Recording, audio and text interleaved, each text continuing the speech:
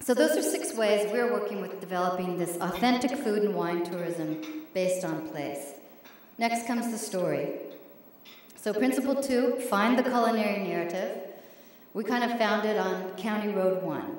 We were so excited the first time we drove on County Road 1.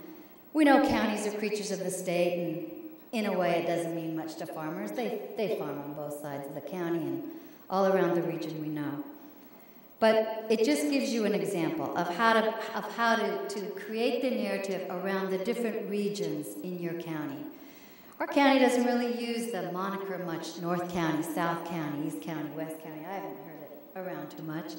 But we'll just give you a short vignette of what we now come to know of as North County. We call it North County. It borders on Colusa County, and Interstate 505 takes you there. This is our County Road 1, that's where it begins. From here you can see the Sutter Buttes, the undulating hills of Dunnigan, where wheat and sheep once predominated. A largely rain-watered area in times past, that old abandoned farm homesteads stand in poetic witness to. But the north has risen again. Today there are new plantings of almonds, olives, and wine grapes. It's the home of R.H. Phillips Winery, which is in the top 20 of wine companies by production in the United States, and a favorite wedding and party venue. In fact, next weekend, we're hosting a 4-course almond lunch there as part of a new age-old almond festival in partnership with the Esparto Chamber of Commerce. And guess what? We're adding tours of almond ranches to the almond festival. In addition, up in the north there, the Jagiers are there who founded R.H. Phillips and have started a new winery in this home of their grandfather, and they're back making great wines from the Dunnigan Hills AVA, which they created. So once you know the story, you can weave that into everything you write. I could go on with different parts of the county, I won't. But it's a story that we weave in a new way to commodity crops. And this leads us to principle number 3. You know, we work on positioning commodity crops as food, the top 10. Here's an ally you may not have thought of. Your county crop report. This report already really does the heavy lifting for you. It gives you the numbers, the acres associated with the top 10 crops in the county. Well, in addition to the required information now, Yolo County in 2007, its crop report has signature design and artwork, a listing of Yolo County certified farmers markets, a listing of the community support agriculture, the CSAs with contact information, a listing of the wine tasting rooms in the county, and wine grape varietals by Black and White. And for 2008, we're hoping to see a sidebar on Yolo County Fairs, one-of-a-kind, California-only olive oil competition, which it's not too late to enter if you're an olive oil producer. That judgment will be April 15th, with a sidebar perhaps on Yolo County olive oils and olive oil resources and so on. Paul Vosson's in the room doing a great job. He's one of the judges at that Yolo County, California-only olive oil fair. So when we say think of the commodities as food, we're putting a face on them for people.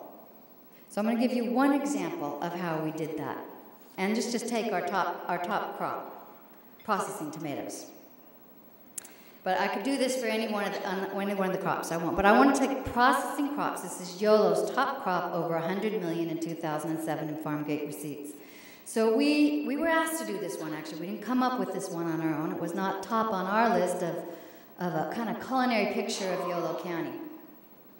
We thought about it, and we thought about it, and we decided that we would offer a big tent event at a time of year that not very many consumers are thinking about tomatoes.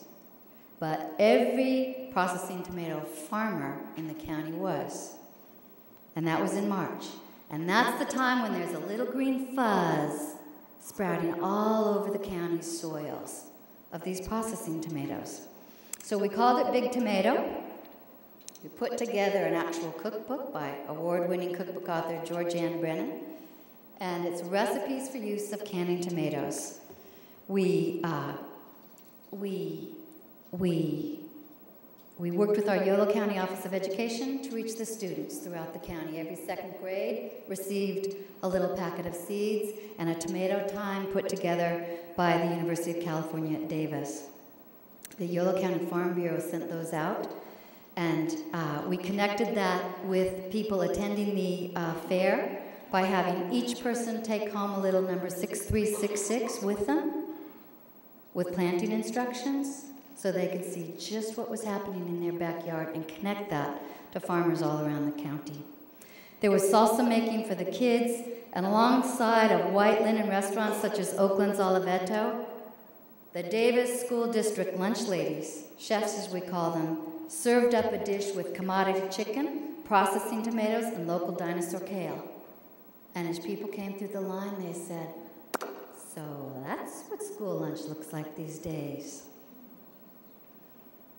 That's the city we held it in has actually passed a parcel tax and augments the school lunch budget by about $70,000 so it can purchase local food, receive some cooking lessons, and so on.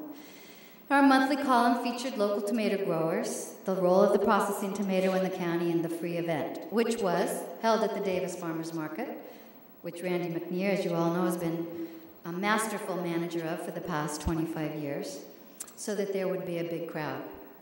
I will let you know it was a bit of a discussion at first because the processors all said, "What do we want to go over there that fresh market for? We're not positioning our crop with fresh market produce. We have cheap, we have affordable product here." And when we went to the farmers market board, they said, "What are you bringing these processed goods in here for? We're about fresh. We have a different message." But in the end, everybody was happy with the event. And in the end, that's the single voice of agriculture in one county that makes up a local food system. And in the end, this is the direction we need to be headed. So, principle 4, our final principle, provide adult culinary education. We create relationships. Together with UC Davis Olive Center, for example, we brought the olive oil makers together from throughout the two-county area of Solano and Yolo for the first time with the industry through a celebration at Wolfskill, part of the university and USDA's germplasm repository, and the site of 147-year-old olive trees. So down one long lane, lined by these trees that have like 50 different varietals on them and that make up the UC Davis Wolfskill olive oil, we put 300 people at a white linen table who began to talk about the future of olive oil, feasting all the while on fresh local lamb. We bring the trade together. That's part of adult education. We put on a Taste of Yolo in conjunction with our University of California Dining Services by Sodexo and brought in farm fresh food, bakery items, wines, and oils so that people could begin to create more of a local trading environment. And we target the institutions. We want institutional line cooks to understand how to cook what's grown in their area. We start with the schools, we move on to the prisons, the jails, the hospitals, the nursing homes. And we do this in a couple ways. We work with Sodexo to put on a cooks camp. We brought, through invitation, all of these line cooks in to explore the diverse flavors, textures, and tastes of whole grains and seasonal fruits and vegetables. And we brought in some of the vendors along with that. And we conduct a chef swap at the Davis Farmers Market, bringing in regional chefs who can walk with some local Yolo County chefs down the line to see what they might cook and to meet some farmers and hopefully create some new business. So we target these institutions as a fundamental part of our work in reaching out to as many people as possible to begin to learn the taste of YOLO. And in part we do that for selfish reasons. We think in general of the children. We do much work with school districts throughout Yolo County trying to introduce that local food. And you think about it this way. You think about the next time we can't afford the time or the money or the adult education for those line cooks. And you think about those kids then that don't know what a good tomato tastes like. And they grow up not caring what a good tomato tastes like.